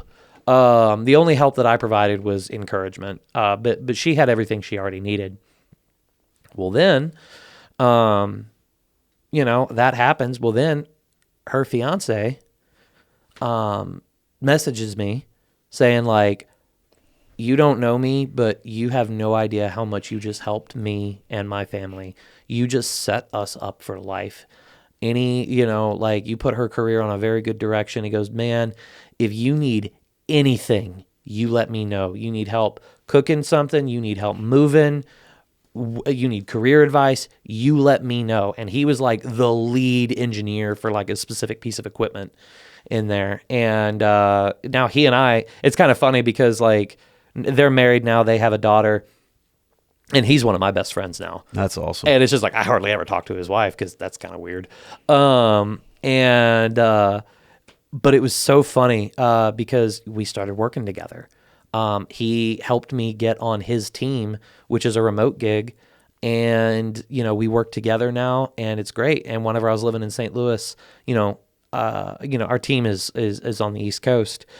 We would go to each other's houses and work, this is a really cool story too, because as about this time too that, he had gotten married and he was just like, hey, marriage does things to a man. It makes you think like, okay, I can't just live for myself anymore. I need to be a good man. And he was sitting there thinking like, okay, I need to be a good man. Okay, I need to take my faith seriously. Okay, there's several different paths I can take. Which one do I need to go to? I'm going to be a Methodist because my grandfather was a Methodist and my grandfather's the best man I ever knew. And like, honestly, that is such a respectable way to start. I was just like, honestly, yeah, good on you, man. I'm so proud of you for making this choice. So, but naturally, argumentative Kyle and Methodist Matt are working together, and I made that same comment to him. He was like, "Oh, you're Methodist, so Catholic light." And he told me years later, he says like, man, when you told me that, I was like, no, that's not it. Looks into it. Okay. Well, maybe that's the case. Okay. Well, we do it better. And, I don't want to give too much away. Well, yeah, actually. So, we kept talking, and this was the first time that like, I really took the relational approach. I'm not going to try to argue into the faith. I'm going to love you and be the best friend that I can possibly be for you. And I'm going to be praying for you every day I'm actively trying to convert you. Like I have this wonderful gift and I want you to have it too. But Kyle Whittington is not smart enough to argue anybody into the faith. I said this yesterday. It was like, if the faith was merely an intellectual journey, Satan would be the best Christian because he's smarter than all of us. So I started praying with him and praying for him, I should say. And, just kept answering the questions and kind of pushing. And then I gave him a copy of Jesus and the Jewish Roots of the Eucharist. Oh, man. That book is like the Death Star to like the merely symbolic Alderaan. So it's just like, so he reads that. And at this point, he's just like, okay, I need to go High Church, Anglican, Orthodox, or Catholic at this point. And of course, like, I'm just like, come over here. But like, we would talk, we would push back and whatnot. But around the same time too, he gets his cousin involved. And I didn't find this out until later, but apparently he was pushing his cousin to go Catholic before he had made the decision. And he was we were doing all this thing, but it wasn't the argument that settled that settled his decision. His decision to become Catholic was because I'd planned a trip to go out to Clear Creek Abbey in Oklahoma. And it's just like, hey, Matt and Chase, his cousin, like, why don't you come with me? We'll have a great time. And we did, because we got these chairs. We sat in the creek up to our calves. It was hot, but the water was cold, and we just sat and we talked. And and we prayed with the monks and whatever. And Matt said, like, on the way back, he was like, that's whenever I decided that I needed to be Catholic, because of the overwhelming sense of peace that I experienced while I was at that monastery. And he's just like, this is the right way. So it's just like, yeah, it was the friendship and the companionship and ultimately the Holy Spirit that led him into the church. So that's, yeah. So that's, and then, so what was really cool is that I got to sponsor him. I'm actually his godfather, Nice. even though he's older than me. So I sponsored him into the church. So now he, his wife, and their little baby are all Catholic. And then shortly after that, his cousin, I also sponsored. He was already baptized, but I was his confirmation sponsor coming into the church as well. So, but once again, it wasn't that angry jerk arguing you into the faith. It was just, I'm your friend. I love you. I want the best possible thing for you.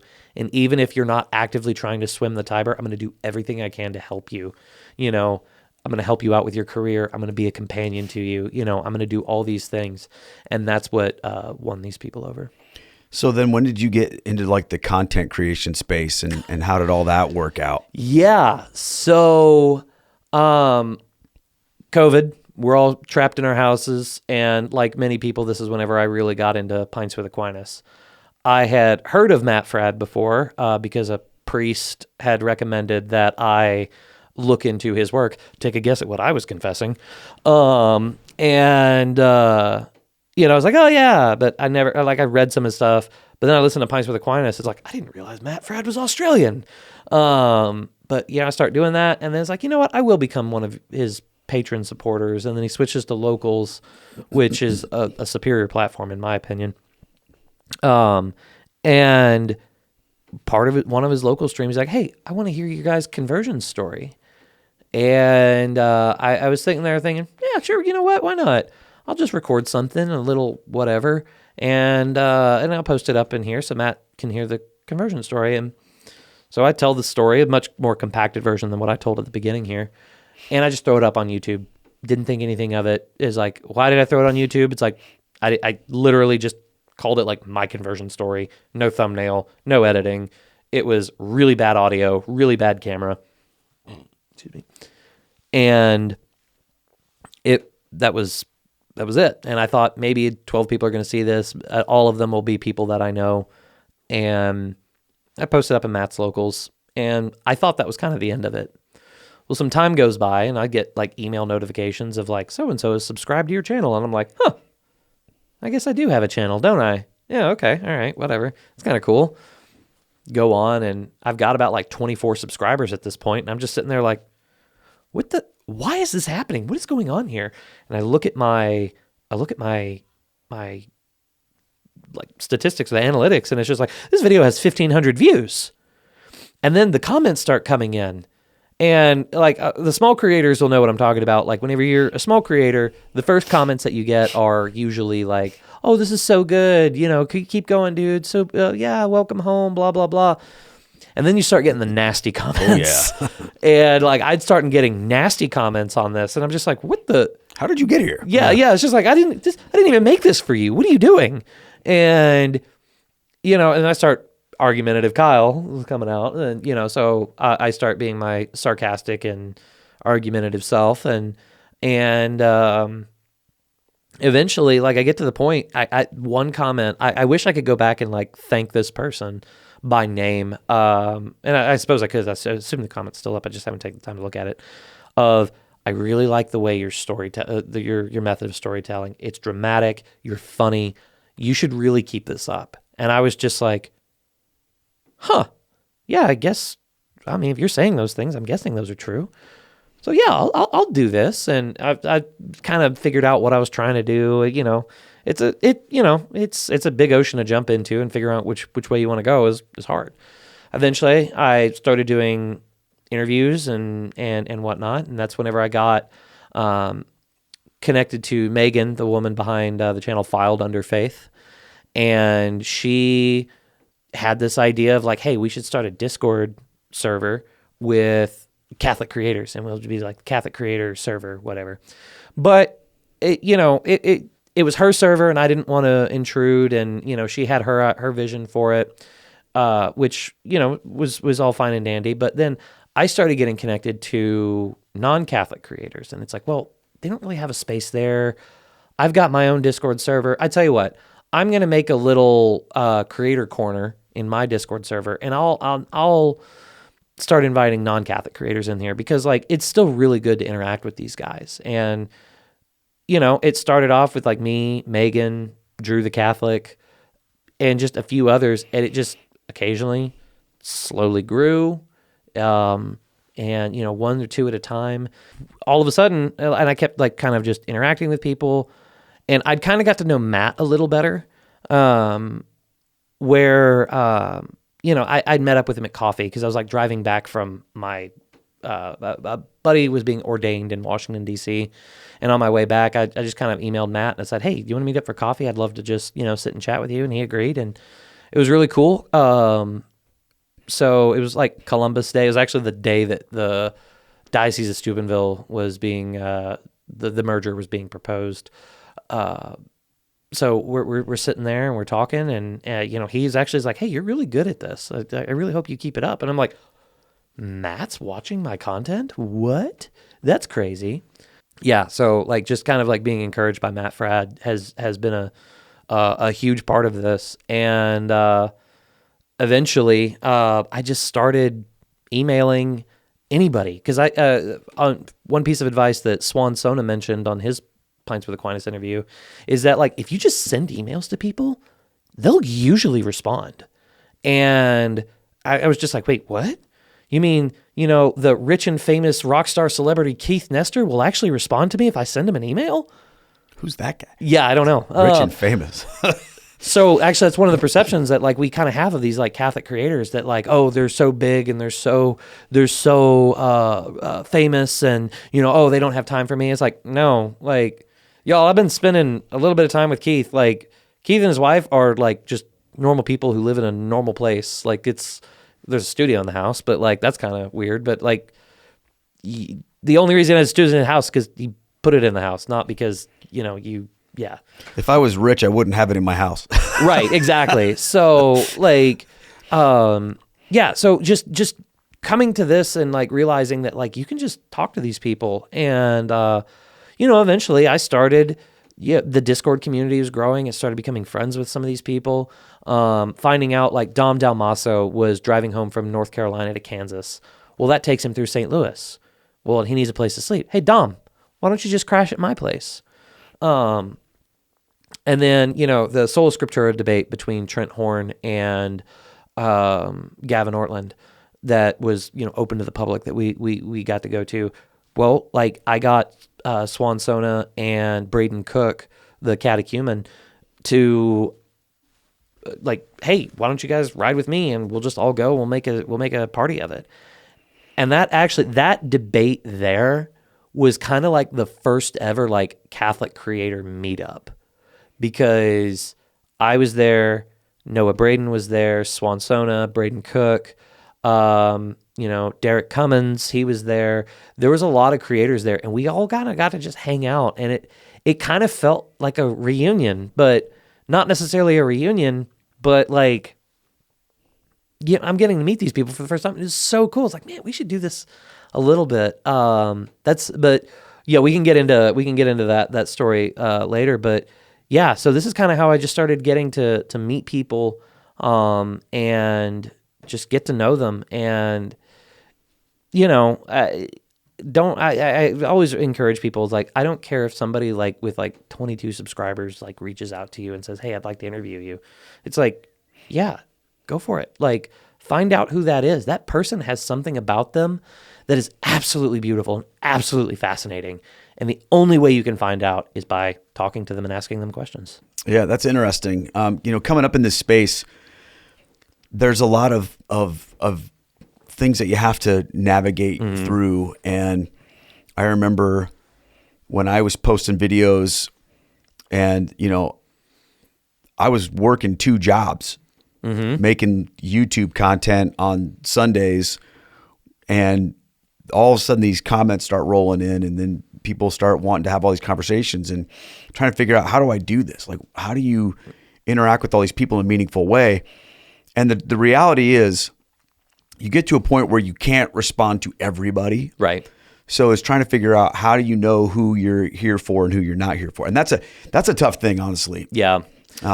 Because you never want to be the guy who's like, oh, I'm too important to talk to this person or whatever.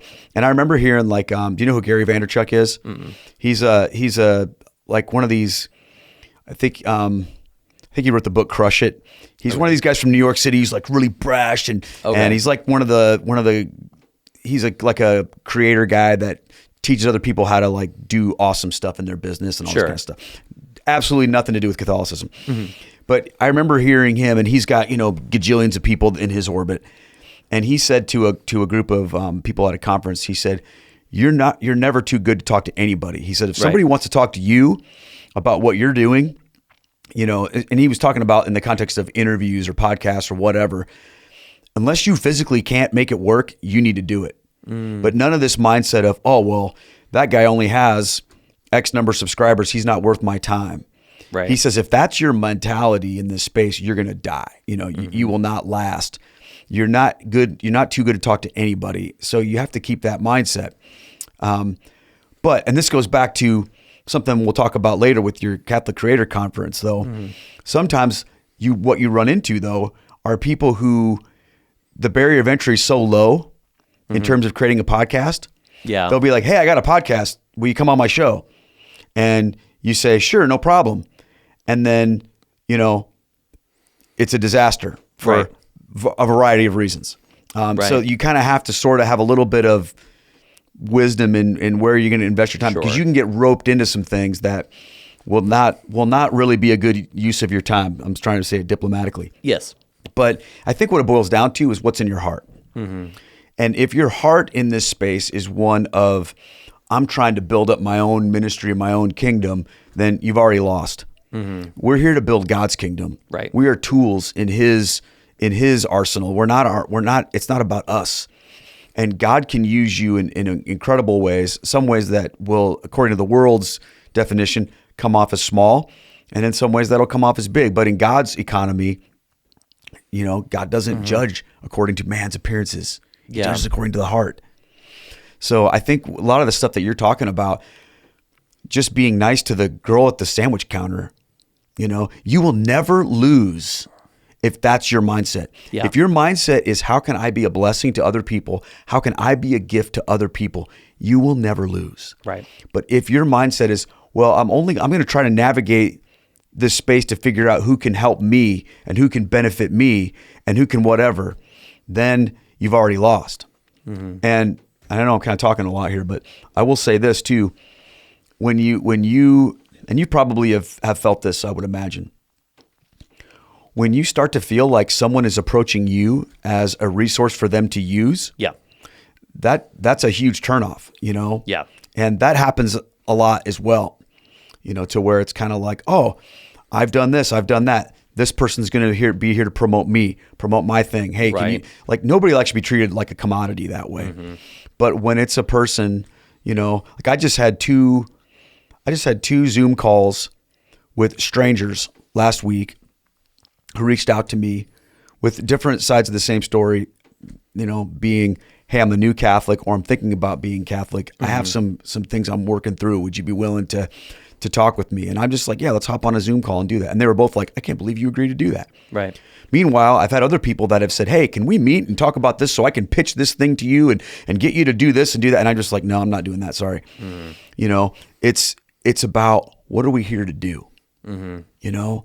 And if we can have that mentality of, I want to be a gift to people to help spread God's kingdom, then you're never going to be short of things to do. Yeah. Yeah. One thing that I think is easy to forget, you mentioned like building God's kingdom. You're not going to be able to do that without God. And It's kind of hard. yeah, He requires that. yeah. It's just like, if you're going to try to build his kingdom, you gotta be with him. Apologetics is not a prayer life.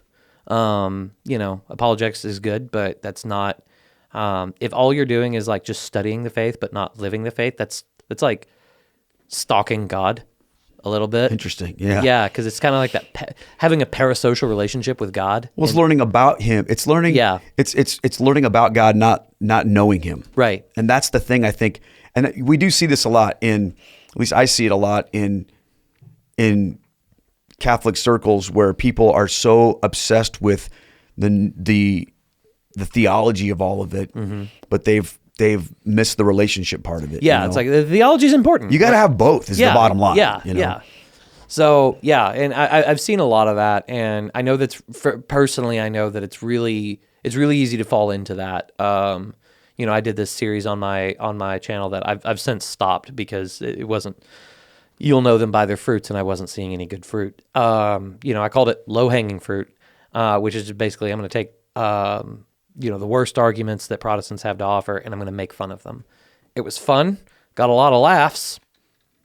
Never once did anybody reach out to me and say like, wow, this really helped me, or this really enriched me. But, I had one stream, is terrible stream, audio went awful. It was really bad, but got like 100 views, maybe a little more. One comment though, I consider it one of my most successful streams ever though, because in it I talked about how, arguing the faith and whatnot. And a lot of this stuff is me speaking into a mirror, but, it's just like, I see so many of these people, like the theology bro who's just like, oh, look at me, I'm so smart. And, they treat the faith as something to like dunk on somebody with. And it's just like, oh my goodness, you're choosing to beat somebody, to hurt them. How dare you choose the cross as your weapon? Like, why? That's sacrilege. One woman says like, whoa, I had never considered it that way. That's really convicting, actually. And it's just like, I don't care about the numbers. That's a win. Like, something resonated with one person. Let's go. Yeah. I did a video one time that I felt, I was kind of like, okay, I don't know if I should do this or not, but I did it. It was called The Top 5 Dumbest Things Protestants Say to Catholics. Mm-hmm. And that was rooted in all of the nasty comments I get 5 million times a day.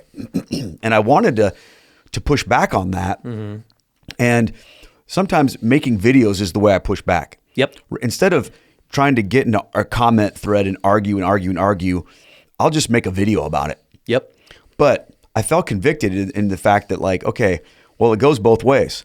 So then I made another video called, 5 Dumb Things Catholics Say to Protestants, because I've been on both sides of that. Yep. And I've heard plenty of dumb things that Catholics say to Protestants, too. So I actually, to be honest with you, I had more fun making that video because the interaction was a little bit different in that, because there can be sometimes in our own little echo chambers that we create, it can almost be just about, all right, yeah, get them, and it just repeating the same things in different ways or whatever. Mm-hmm. But nobody ever challenges anybody. Mm-hmm. And I think sometimes we have to recognize that we grow when we're challenged. We grow when we're pushed. We don't grow when we're just told what we already believe a million different ways. Right.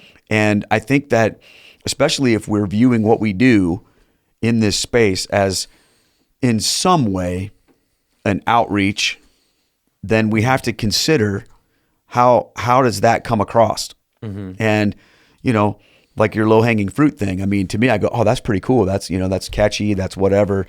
But then also there's this part of me that goes, well, but who wants to be talked to like initially in that condescending way? Yeah. They're only, who does?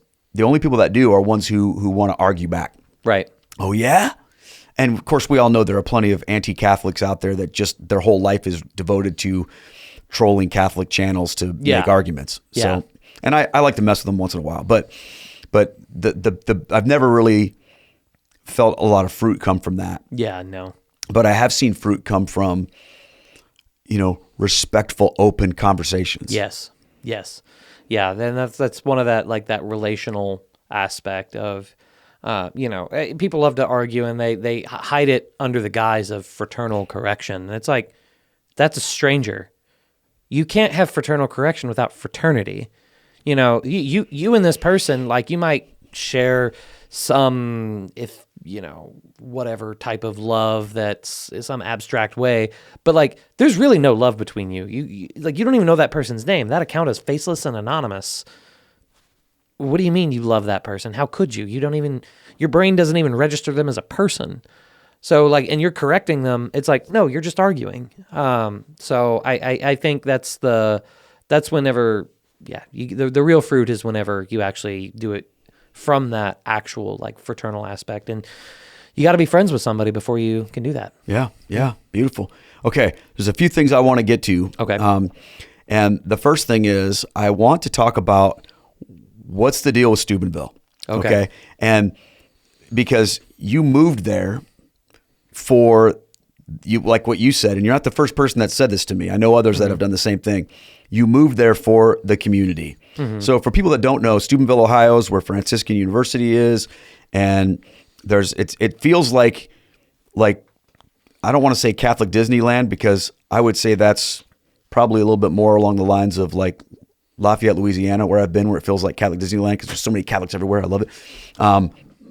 But there's definitely like this draw to that area where people are moving there in droves just because there's this Catholic community a little bit. I've been there twice, but not for very long stretches of time.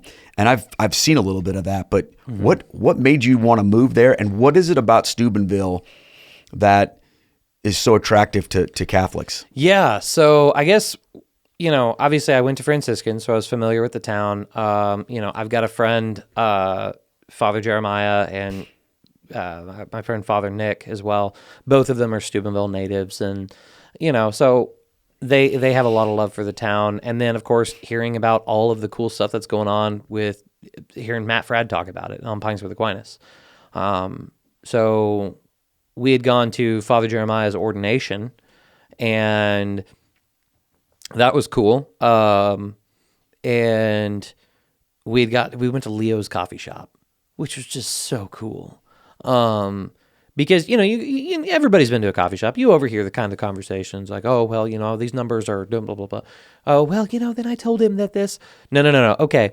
The conversations that you overhear at Leo's are like, well, I don't know about that because Aquinas says, and it's just like the Catholicism is literally in the air. So that was kind of like the first thing. Is like, wow, this place is pretty nice. Also, like, because it was kind of funny because I'd already been watching Pints, and it was kind of a weird experience because I heard Matt say on stream of like, oh, I'm going to my first ordination next week or next month or whatever, and I'm like, it's kind of cool. I'm going to my first ordination next month too. Must be ordination season. And then I get up to Father Jeremiah's. I get to Father Jeremiah's ordination, and Matt sits like 3 pews in front of me. It's like, oh, I didn't think we were coming to the same ordination, and so it was just really cool there. And then Matt kept talking about it, and I kind of felt like this. Okay, hey Julia, let's go see if the hype is real. So for our trip for our anniversary, we took. Our fourth was just a baby at the time, so I was like, "Hey, let's drive out to Steubenville and just see if the Hans will let us rent their cabin, and we'll see that, and we'll stay there." And yeah, it worked out. It was a beautiful time, and and it was great. This was before Chesterton's was open. I think we didn't run into Fradd or anybody, but we got to hang out with. No, we didn't get to hang out with anybody that time, but we did get to just experience the town. It was lovely. And then we keep hearing about it, and that desire for me is growing, and I keep saying like, oh, Steubenville's my beach condo. The thing that everybody can supposedly afford it, but nobody's ever going to get. So I was like, I can't do that. Then finally, it's like, Julia, like this desire's not going away. I still just really want, because she kind of pushed back against it.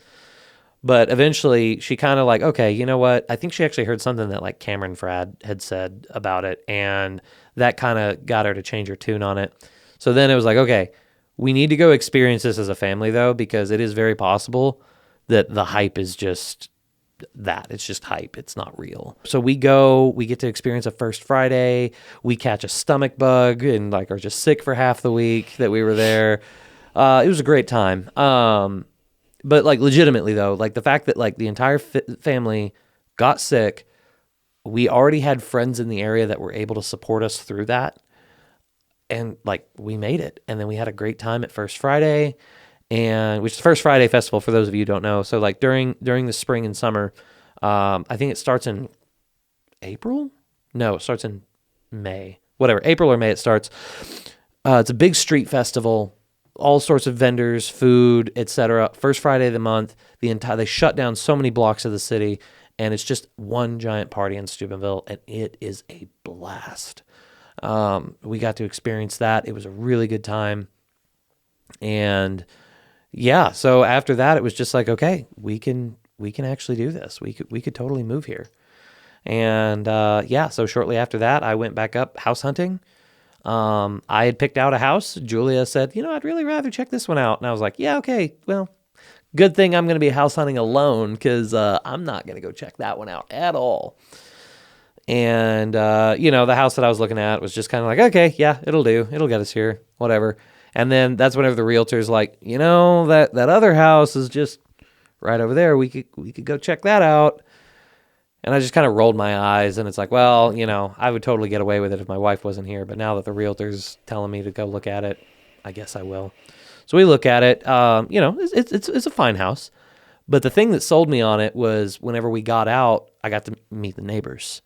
And, spoiler alert, we did buy this house. But what got me was my next door neighbor. She told me like, okay, hey, you're going to move in here? Yeah. All right. If you're going to move in here, you have to be okay with kids playing in your front yard. My kids are going to play in your front yard, and I'm not going to try to stop them.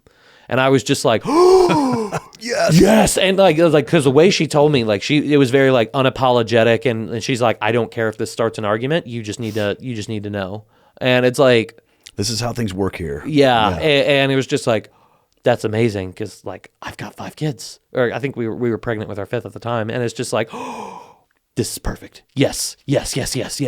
And so we put an offer in, and we got that house, and we moved in, and it's been fantastic. Just in our front yard, just yesterday, coming out here, kids knocking on our door. Hey, can so-and-so come out to play? Or, hey, can I come over and play? And, cause we got snow on the ground right now. So it was a really good time. And yeah, it was, just the community there is so vibrant. We've got, we go to the Melkite mission, the Steubenville Melkite mission.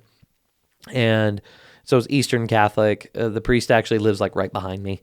It's great. Him and his wife, and he has 7 kids. The oldest has already moved out, but it's a great time hanging out with them. But the Melkite mission, there's this big emphasis on community. So they have the agape meal after the liturgy, which is great because you get to like actually interact with people. The kids get to play with each other. During the week, I'm able to go to Chesterton's, have a cigar with a bunch of guys. And it's so good because we actually kind of like, these guys like really kind of open up, while we're in the cigar circle. And it's just a really beautiful thing. I'm a remote worker. We've got this Numa spaces where it's like a WeWork, like co-working space kind of deal, which is great because that 5 kids working at the house. Yeah, you're not getting anything done. Yeah, not getting anything done. Exactly. So, I go downtown for work, and it's a really good time. And it feels like a more authentic and human life because, I my Spotify Wrapped thing came out just a couple months ago. My most listened to song I'd played like 6 times for the entire year.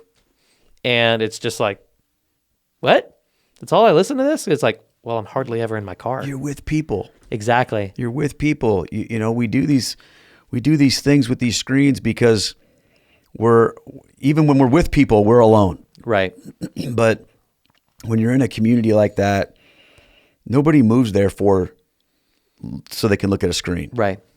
Right. That's so cool, man. Yeah. That's so cool. Yeah. So the hype is real. The hype is real. And yes, Matt Fradd has moved away. No, Steubenville is not lame because of it. The good things that were happening before Matt moved in are continuing to happen. Yeah. now. And I know Matt would not want people to feel like he was the rise and fall of Steubenville or whatever like that. You know, he's a humble guy about that, but like, it is pretty awesome. That's crazy. Yeah. So the hype is real. The Steubenville hype is real. So I guess if anybody's looking to move there, you can call Kyle. Visit. Come visit. Come visit. And if you want, if you're looking for a realtor, I'll shout out Greg Demary, Demary. Greg Demary, just Google him, you'll find him. He's the Catholic realtor. He knows where all the Catholic families are because he placed about 75% of them. That's crazy. So yeah. Okay, two other things. I want to get to the Catholic Creator Conference and talk about that a little bit. But before I do that, I always ask the three most important questions of my guests, okay? So the three most important questions, everybody gets these questions, and the answers are usually pretty different. And the first most important question is, what is the most important thing that you would tell someone who is not Catholic but is considering Catholicism? I guess I would just encourage that person to consider what Jesus wants for them. Like, what does he want for your life? Where is he leading you? Because that's who's at the center of all of this. You can launch into the apologetic things, but it's just like, Jesus Christ clearly wants us all to be unified. Where do we see this unity?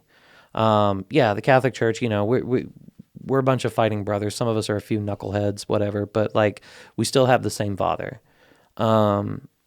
And I guess that would just be the one thing is consider if you believe in the Nicene Creed, consider the 4 marks of the church in it. 1, holy, Catholic, and apostolic. And that needs to be your checklist that you run through for, do you see these 4 marks in the Catholic Church? Or do you see them elsewhere? So I guess that would be the thing that I would consider that. But primarily, like, where is God calling you? And listen to that and go with it no matter what the cost is. Okay. Next question. What is the most important thing you would tell someone who is a brand new Catholic, maybe in their first year or two, and they just became Catholic? What do they need to know? Bro, chill out. So I would say that, like, hey, lead with love first. You can master the tongues of men and angels. I mean, you can get that part, but if you're not leading with love, Scripture tells us explicitly, you're just a banging cymbal. So, please take some time, read the saints, learn the faith before you start trying to hit everybody else in the head with it. Chances are, if you've made it this far into this interview, you've got a good start. Honestly, I've recommended your book to people several times because it's just like, hey, guess what, new converts? You're not special. You're going to fall into the same pitfalls that we all fell into. So, take a bite of humble pie here and accept that, like, hey, there's a better way to do this. But if you're going to walk away with 3 words, I would say lead with love. I love it. Yeah. All right, last one. What's the most important thing for the cradle Catholics who've been just living this their whole life and they look at us converts like, oh, that's cute? Yeah, I guess it was... or they might look at us converts and be like, that's amazing. Like, either way. Like, what do you tell the guy who's like, flipping the pancakes at the pancake breakfast for the Knights of Columbus? What does he need to know? Yeah, I guess the encouragement that I would have is that God is not a feeling. So when you see these new converts, they're always on fire and, they're so passionate about that. And maybe, you might have had a few times in your life where you're like that, or, maybe you're an older convert like me. Like I've been in the church now for like going on 15 years. And, there's dry and there's the times where you're really on fire. God is not a feeling, and that on fire is just a gift. And if you read in the Imitation of Christ, that gift can be withdrawn at any time, because it's not that's a grace that's given to you. It's not given to you as a matter of justice. So those dry times are like where the real relationship starts. And everybody who's married knows that, you got the puppy love phase and you got your honeymoon phase, but like whenever you get into like real marriage where you've been at this for years and, that's whenever you get like the real meat of the relationship. And then also to remember what love looks like. Love looks like that. Amen. If you are a man, if you are, a Christian, we're called to take up our crosses. And that's not just some poetic thing. Like, we are literally called to suffer and die for this. There will be times of joy, and you can reach the level of where you're finding joy in your sufferings. And praise be to God whenever you get to that point. But this isn't easy. And it nor is it really meant to be. So it is a struggle. But through the grace of God, that's the other thing. You're not going to get through this without grace. You are not strong enough. You are not smart enough. Lean on God, because especially in those dry periods. So yeah, that's huge, man. Yeah. Thank you for that. I remember someone said to me one time, "Oh man, I don't know why I would ever think about becoming Catholic. It's so hard.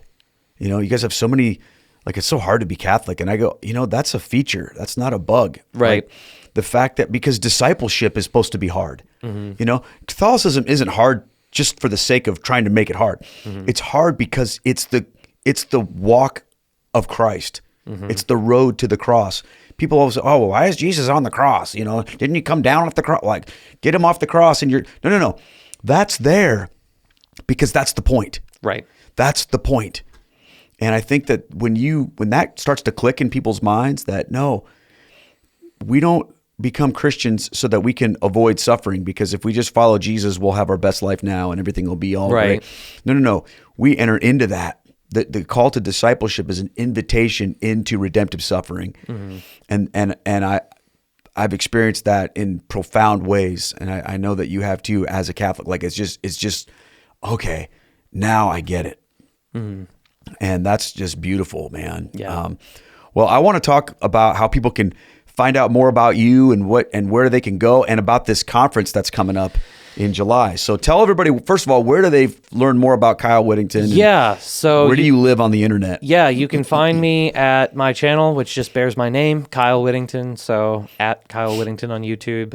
Also on X, formerly known as Twitter, at, I don't know, it'll probably be in the description. It's it'll be at there. K Whittington YT, not because I'm white, but I didn't realize that was a thing. I made it to promote my YouTube channel. But and then also you can just come check out what we're doing at CatholicCreatorConference.com. So the Catholic Creator Conference was started because the Catholic media sphere is, quite frankly, a toxic dumpster fire. It's bad, and to the point where it's shameful.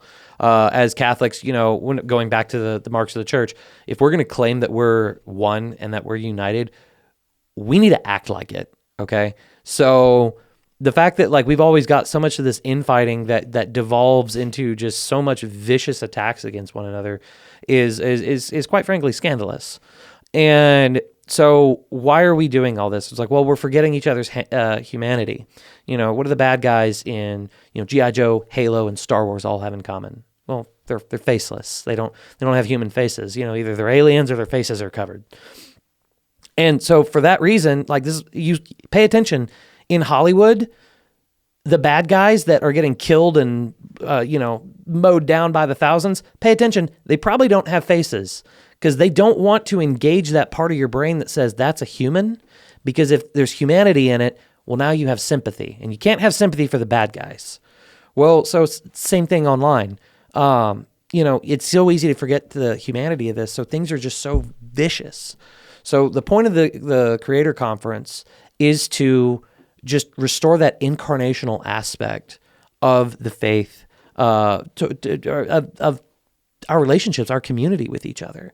One of the phrases that I like to say is good conversations happen when they happen within strangling distance of each other.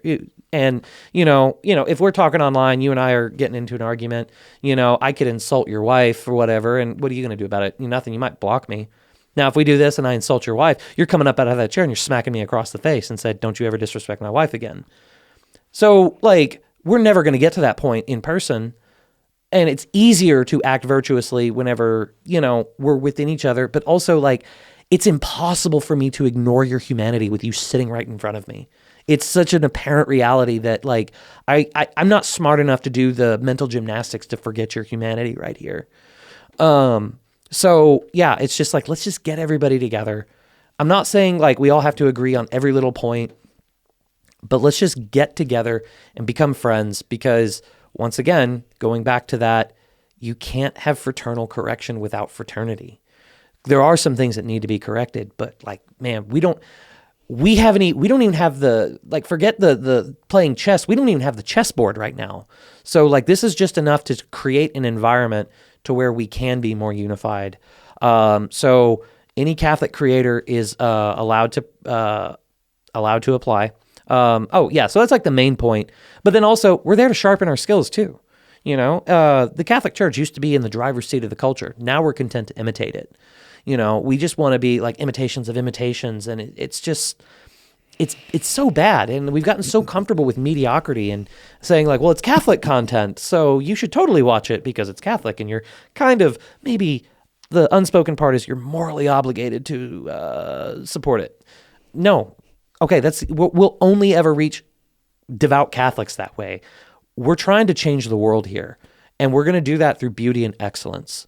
So, you've got some workshops. Drew, my business partner, is also going to be running some workshops. So that way we can elevate our game so that we can I'm forth and actually evangelize the digital continent. Man, I can't wait. Yeah. I'm so thankful that you invited me to come and speak at this, and I'm just excited to be there and learn about it. So I guess who's this for? Anybody this is for people who are creating content, right? This isn't necessarily for someone who's just kind of oh, that sounds fun, but I don't create content. This is for people who are doing this. Yeah. So we actually have a cutoff. So December 4th, 2024, your first upload needed to be before then. Okay. Because the last thing we want this to turn into is a creator's zoo where some normal person can come in and just come and stare and poke at the creators. Listen, that's not what we're trying to do.